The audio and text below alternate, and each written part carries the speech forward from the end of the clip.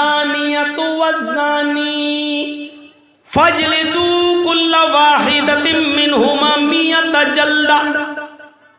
قرآن نے زنا جیسی جرم کے لیے پہلے عورت کا، لڑکی کا لفظ استعمال کیا ہے، بعد میں لڑکے کا۔ زنا کرنے والی لڑکی اور زنا کرنے والا لڑکا، زناکار مرد اور زناکار عورت اور زناکار مرد۔ دیکھیے پہلے عورت کا نام الزانیۃ والزانی، زانیہ عورت اور زانی مرد، زانیہ لڑکی اور زانیہ لڑکا۔ فَاجْلِدُوا كُلَّ وَاحِدَةٍ مِّنْهُمَا مِئَةَ جَلْدَةٍ، سزا دینا ہے تو دونوں کو، ان دونوں میں سے ہر ایک کو 100 کوڑے مارو ان کی باڈی پر، ان کے جسم پر۔ لڑکا ہے تو اس کے جسم سے کرتا بھی اتارا جائے گا، صرف لنگی پہنائی جائے گی، ہاتھ پیچھے سے باندھ دیے جائیں گے، سماج کے اندر چوراہے پر لا کر کھڑا کر کے اس زناکار لڑکے کو سب کی آنکھوں کے سامنے 100 کوڑے لگائے جائیں گے، 100 کوڑے مارے جائیں گے۔ لڑکی ہے تو اس کے چہرے سے، اس کے جسم سے قمیص نہیں اتاری جائے گی، اس کے جسم پر کپڑا رہے گا، اوڑے ہوئے رہے گی، اور اسی جسم پر کپڑے پہنے ہوئے جسم پر کوڑے مارے جائیں گے تاکہ اس کے جسم کی بے حرمتی نہ ہو، اس کا جسم نمایاں نہ ہو۔ لیکن 100 کوڑے اس لڑکی کے جسم پر بھی مارے جائیں گے، بشرط یہ کہ دونوں کنوارے ہوں، دونوں میں سے کسی کی شادی نہ ہوئی ہو۔ ہاں اگر لڑکا شادی شدہ ہے، لڑکی کنواری، تو لڑکی کو 100 کوڑے مارے جائیں گے۔ لڑکا کنوارا شادی شدہ ہے تو اس کو 100 کوڑے نہیں بلکہ دوڑا دوڑا کر میدان میں پتھروں سے ہلاک کر دیا جائے گا، مار ڈالا جائے گا۔ اس وقت تک پتھر برسائے جائیں گے جب تک کہ اس کی روح اس کی قبض سے عنصری سے پرواز نہیں کر جاتی ہے۔ لڑکا کنوارا ہے، لڑکی شادی شدہ ہے تو لڑکے کو 100 کوڑے مارے جائیں گے، اور لڑکی کو دوڑا دوڑا کر نہیں، کیونکہ شادی اس کو سینے کے برابر زمین میں گاڑ کر اس کی اوپر اس کے سر پہ پتھروں کی بارش کی جائے گی، اور اس وقت تک مارا جائے گا جب تک کہ اس کی روح نہ نکل جائے۔ یہ معمولی جرم نہیں ہے، موبائلوں پر باتیں کرنا یہ معمولی جرم نہیں ہے، لڑکوں سے گھنٹوں گھنٹوں لگے رہنا، لڑکیوں سے لگے رہنا یہ معمولی جرم نہیں ہے جو زنا کا دروازہ کھولتا ہے۔ اس زنا کے دروازے کے کھلنے کے بعد تصور کرو کہ انسان کس گناہ میں پڑ جاتا ہے جس کی سزا اتنی خطرناک ہو کہ سنتے ہی روح کانپ جاتی ہے۔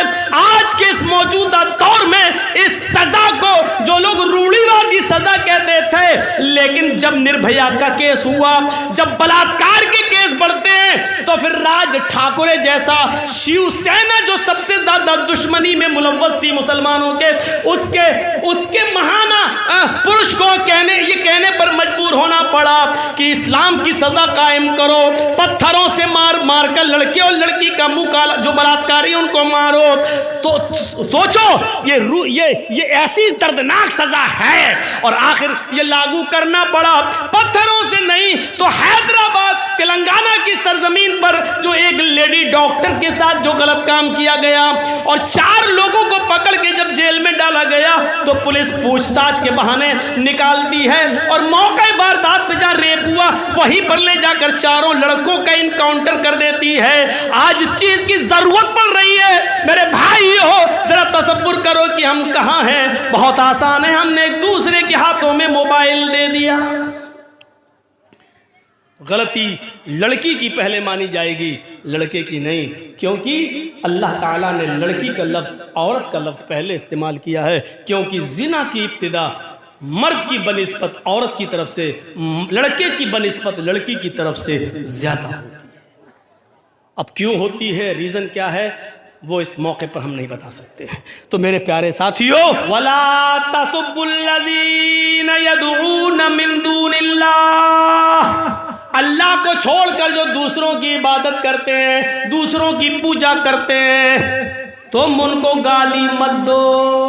قرآن کہہ رہا ہے وَلَا تَسُبُّوا الَّذِينَ يَدْعُونَ مِن دُونِ اللَّهِ، اللہ کے علاوہ جو دوسرے معبودوں کی، دوسرے خداؤں کی پوجا کرتے ہیں، عبادت کرتے ہیں، تم ان کو گالی مت دو. فَيَسُبُّوا اللَّهَ عَدْوًا بِغَيْرِ عِلْمٍ، ایسا نہ ہو کہ تم ان کے بزرگوں کو، ان کے مہان پرشوں کو تم گالی دو تو جواب میں وہ تمہارے اللہ کو، تمہارے رب کو گالی دیں بغیر علم کے. یہ لیجئے، جواب میں کہیں ایسا نہ ہو کہ وہ تمہارے رب کو گالی دیں. ایسا ہوتا ہے نا، ایسا ہوتا ہے. یہ کیا تھا؟ ان 5 6 20 25 50 لڑکوں نے گھیر کر ایک لڑکی سے کہا، کیا کہا؟ جے شری رام، جے شری رام. اس نے جواب میں کہا اللہ اکبر، اللہ اکبر. یہ کیا تھا؟ یہ کیا تھا؟ ہم کسی غیر مسلم سے کہیں تیرے بھگوان کی ایسی کی تیسی، تو وہ کیا کہے گا؟ کٹب اللہ، تیرے اللہ کی ایسی کی تیسی. ہوا کیا؟ یہ بالکل وہی اپنے رب کو گالی دینا. اللہ کے رسول نے کہا کہ تم لوگ اپنی ماں کو گالی مت دو. صحابہ نے کہا اللہ کے رسول اپنی ماں کو کون گالی دے سکتا ہے؟ آپ نے کہا تم دوسروں کی ماں کو گالی دو گے، جواب میں وہ تمہاری ماں کو گالی دیں گے. تو اس کا مطلب یہ ہے کہ تم خود ذمہ دار ہوئے اپنی ماں کی گالی کے. تم نے اپنی ماں کو خود گالی دی، نہ تم ان کی ماں کو گالی دیتے، نہ وہ جواب میں تمہاری ماں کو گالی دیتے. تم دوسروں کے خداؤں کو برا کہو گے تو وہ تمہارے اصلی رب کو برا کہیں گے. تم ان کے جھوٹے معبودوں کو گالی دو گے تو وہ تمہارے سچے معبود کو گالی دیں گے.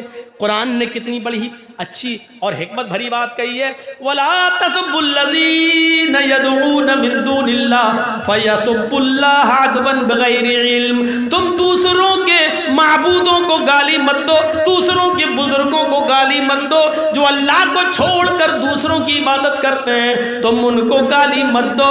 ایسا نہ ہو کہ وہ تمہارے اللہ کو دشمنی میں گالی دینے لگے اور علم نہ ہو، یعنی جہالت کی وجہ سے گالی دینے لگے. تاریخ میں بتاتی ہے میرے پیارے ساتھیوں، کبھی اللہ کے رسول نے اور صحابہ نے کبھی دوسروں کے بزرگوں کو گالی نہیں دی، نہ برا بھلا کہا ہے. صرف اتنا کہا ہے لوگوں ان تمام معبودان باطلہ سے بچ کر ایک اللہ کی عبادت کرنے والے بن جاؤ. نہ کبھی ہمارے نبی نے، نہ ہمارے رسول نے، نہ ہمارے صحابہ نے کبھی کسی کی دوسرے کی مذہبی عبادتوں پر قبضے کیے ہیں، کبھی نہیں. آپ کو معلوم ہوگا اور یہ آپ نے سنا بھی ہوگا، جب حضرت عمر یروشلم کی بیت المقدس کی طرف جا رہے ہیں، بیت المقدس کی طرف جا رہے ہیں، جیت گئے ہیں، بیت المقدس آزاد ہو گیا ہے، اب وہاں جا رہے ہیں نماز 2 رکعت نماز پڑھانے کے لیے. راستے میں یروشلم پڑتا ہے، صحابہ آپ کے ساتھ ہیں. یروشلم پہنچتے ہی اذان کی آواز آنے لگتی ہے، اللہ اکبر اللہ اکبر. پتہ چلتا ہے کہ اس پورے علاقے میں کوئی مسجد نہیں ہے، کوئی مسجد نہیں ہے. صحابہ کرام نے سوچا چلیے اذان کا وقت ہے، نماز کا ٹائم ہو گیا ہے. اسی سرزمین پر یہیں بیابان جنگل میں ایک جگہ اپنے اپنے کپڑے بچھا لیتے ہیں، چادریں بچھا لیتے ہیں اور اسی جگہ پر ہم نماز پڑھ لیتے ہیں. جیسے وہ لوگ وضو بنانے کے لیے تیار ہوتے ہیں، کیا دیکھتے ہیں کہ بستی سے کچھ عیسائی آ رہے ہیں. آتے ہی کہنے لگے امیر المومنین کون ہے؟ جواب دیا حضرت عمر نے، جی بولیے میں ہی عمر ہوں اور لوگوں کا خادم میں ہی ہوں. فرمایا آپ لوگ یہاں نماز پڑھ رہے ہیں؟ کہ جی نماز کا وقت ہو گیا، ہم نماز پڑھنا چاہتے ہیں. ان عیسائیوں نے کہا آپ اس کھلے میدان میں یہاں نماز کیوں پڑھیں گے؟ یہ ہمارا گرجا موجود ہے، یہ ہمارا گرجا موجود ہے، آپ ہمارے گرجا میں آ جائیے اور نماز پڑھ لیجئے. میں نے سنا ہے کوئی مورتی ہوتی ہے تو آپ کے گرجا میں نماز نہیں ہوگی. حضرت عمر نے کہا ہاں یہ صحیح ہے. فرمایا ہمارے گرجا میں عیسیٰ مسیح کی مورتی ہے لیکن ہم نے اس کو اٹھا دیا ہے، ہم نے اس کو الگ کر دیا ہے. آپ نماز پڑھ کے چلے جائیں گے تب ہم لگا لیں گے.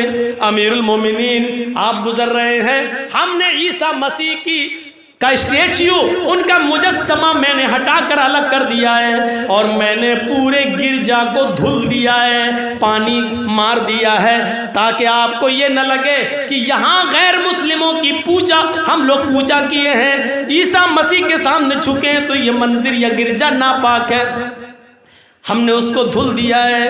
حضرت عمر نے کہا پھر ہمیں اس میں نماز پڑھنے میں کوئی حرج نہیں، خانہ کعبہ میں بھی تو 360 بت رکھے ہوئے تھے، ہم تو اس میں بھی نمازیں پڑھا کرتے تھے، ہمیں تو اللہ کی عبادت کرنا ہے۔ اگر تم نے عیسیٰ مسیح کا اسٹیچو ہٹا دیا ہے اور گرجا کو دھو دیا ہے تو ہمیں اس میں نماز پڑھنے میں کوئی اعتراض، کوئی آبجیکشن نہیں ہے۔ لوگو چلو ہم ان کے گرجا میں نماز پڑھ لیتے ہیں۔ چادریں بچھ گئیں، چٹائیاں بچھ گئیں، وضو بنا کے سارے صحابہ گرجا میں گھس گئے۔ آگے حضرت عمر فاروق ہیں، اقامت کہی جانے لگی، اللہ اکبر اللہ اکبر اشہد ان لا الہ الا اللہ، اقامت کہی جانے لگی۔ حضرت عمر فاروق اقامت ہونے کے فوراً بعد ابھی اللہ اکبر کہہ کر نماز نہیں پڑھاتے ہیں، شروع نہیں کرتے ہیں۔ اچانک وہ اپنا مصلی، اپنی جائے نماز اٹھا لیتے ہیں، لوگوں سے کہتے ہیں کہ تم بھی اپنی اپنی چٹائیاں اٹھا لو، ہم اس گرجا میں نماز نہیں پڑھیں گے۔ باہر نکل گئے اور پھر اسی میدان میں چٹائیاں بچھائیں، اسی میدان میں چادریں بچھائیں اور اسی میدان میں حضرت عمر نے نماز پڑھائی۔ جب نماز ختم ہو گئی تو وہ عیسائیوں کا پادری روتے ہوئے آیا، امیر المومنین کیا ہو گیا ہے؟ ہم نے تو آپ کو اجازت دے دی تھی، کیا ہمارا گرجا اتنا بیکار ہے جو آپ کی نماز کے لائق نہیں ہے؟ کیا یہی بھائی چارہ ہے؟ کیا یہی ایک دوسرے میں بھائی چارہ قائم کرنا چاہا آپ نے؟ امیر المومنین اگر آج آپ ہمارے گرجا میں نماز پڑھ لیتے تو ہمیں بڑی خوشی ہوتی۔ حضرت عمر نے اس عیسائی کے، اس پادری کے آنکھوں کے آنسوؤں کو پوچھا، اس کو اپنے سینے سے لگایا اور کہا نہیں، میں نے کسی دشمنی میں نماز نہیں پڑھی، یہ مت سوچنا کہ میں نے کسی دشمنی کی وجہ سے نماز پڑھی یا مذہبی عداوت کی وجہ سے نماز نہیں پڑھی، یہ مت سوچنا۔ آئے میرے عیسائی بھائی، میں تو اس میں نماز پڑھانے کے لیے چلا ہی گیا تھا، اللہ اکبر کہہ کر نیت باندھنے ہی والا تھا، لیکن میرے ذہن میں یہ خیال آ گیا، اے عمر آج اگر تو نے اس گرجا میں نماز پڑھ لی، آج اگر تو نے اس گرجا میں نماز ادا کر لی تو ایسا نہ ہو 100 سال 200 سال 400 سال 500 سال کے بعد آنے والی نسل یہ تصور نہ کرنے لگے کہ یہ پہلے مسجد تھی، اس میں عمر نے نماز پڑھی تھی، عمر کے ساتھیوں نے نماز پڑھی تھی، کہیں بعد میں آنے والی نسل اس گرجا کو مسجد سمجھ کر کہیں گرجا کو توڑ نہ دے، کہیں گرجا کو گرا نہ دے، کہیں تمہاری گرجا کو توڑ کر اس کو مسجد نہ بنا لے۔ اس ڈر سے میں نکل گیا تاکہ کسی کو یہ احساس نہ ہو کہ اس میں نماز پڑھی گئی۔ اگر کسی کو 100 سال 200 سال کے بعد، میرے انتقال کے بعد یہ کہنے کا موقع مل سکتا ہے کہ اس میں تو عمر اور صحابہ نے نماز پڑھی، یہ تو پہلے مسجد تھی، تمہارا گرجا توڑ کر یہاں مسجد بنانے کا ایک بہانہ ان کو مل سکتا ہے، اس لیے ہم اس گرجا میں نماز نہیں پڑھے تاکہ بعد میں آنے والی کوئی نسل اس گرجا کو توڑ کر مسجد بنانے کا دعویٰ یا مسجد ہونے کا دعویٰ نہ کر دے۔ اس طرح سے دوسروں کی عبادت گاہوں کی حفاظت ہوتی تھی میرے بھائیوں۔ آج تصور کیا جا سکتا ہے؟ آج تصور نہیں کیا جا سکتا ہے۔ آج تو جس کی لاٹھی اسی کی بھینس، عدل اور انصاف نام کی ساری چیزیں اڑ چکی ہیں، اس لیے انسانیت بھی اڑ چکی ہے۔ آج دیکھ لو میرے بھائیوں، کل تک ایک مسلمان داڑھی والا اسکوٹر چلاتا تھا تو اس کا دوست اس کے پیچھے شنکر بھگوان کی مورتی لے کر یا گنیش کی مورتی لے کر بیٹھ جاتا تھا کہ مجھے میرے گھر تک چھوڑ دو، اور وہ مسلمان داڑھی والا اسکوٹر چلاتے ہوئے، موٹر سائیکل چلاتے ہوئے اس کو اس کے گھر تک چھوڑ دیتا تھا کہ چلو ہمیں تمہاری آستھا سے کیا مطلب، شنکر کی مورتی ہو یا گنیش کی، ہم تم تو بھائی بھائی ہیں، ہمارا اور آپ کا خون تو ایک ہی ہے، آپ بھی آدم کی اولاد، میں بھی آدم کی اولاد۔ لیکن میرے بھائیوں، یہاں تو تصور ہی دوسرا ہے، یہاں تو حالات ایسے ہیں کہ کم کپڑے پہنو گی، جسم سے کپڑے جتنے تمہارے اتریں گے اتنا بڑا تمہیں ایوارڈ دیا جائے گا، جیسے کنگنا رناوت کو دیا گیا ہے۔ یہ افسوس ہے، یہ ہمارے اس دیش کی سب سے بری پرمپرا ہے کہ جس کے جسم پر کپڑے جتنے کم ہوں، جو جتنی زیادہ ننگی ہو، آج اس کو پدم شری ایوارڈ سے نوازا جاتا ہے، اور جو بیٹی اپنے جسم پر جتنا زیادہ کپڑا اور حجاب کے ساتھ جائے، آج اس کے جسم سے حجاب نوچنے کی کوشش کی جاتی ہے، اس کو ننگا کرنے کی کوشش کی جاتی ہے۔